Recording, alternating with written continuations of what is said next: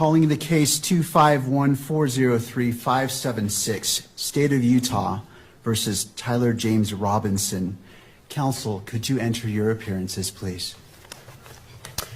Chad Grunander, Jeff Gray, Lauren Hunt, Ryan McBride, and Chris Ballard for the state, Your Honor. Good morning, counsels. Good morning, Your Honor. Kathy Nestor, Michael Burt, and Richard Novak on behalf of Mr. Robinson. Good morning, Your Honor. Good morning to you all. Good morning. And to the jail, do we have Mr. Robinson present? Yes, Your Honor. All right. Mr. Robinson, good morning to you as well.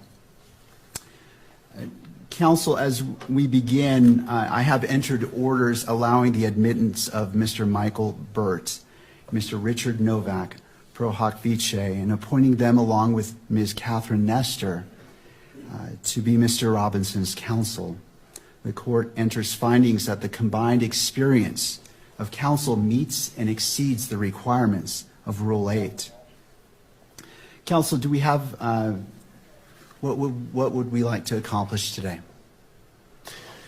I have two items, Judge. I just wanted to make a record that under Rule 16 of the Utah Rules of Criminal Procedure with respect to discovery, the state is required to provide to the defense within 5 days of the defense's request the discovery that we relied on in making this charging decision.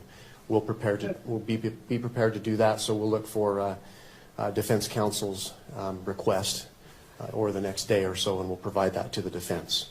Thank you.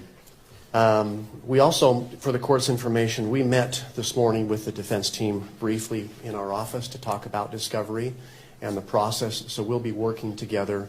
There is a substantial amount of discovery in this case, Your Honor. It's voluminous, to say the least, and we're working on a process where we can exchange information as quickly as possible and be efficient in that process. The other item I had, Your Honor, I saw that over the weekend there was a protection order, pretrial and trial publicity order entered by Your Honor.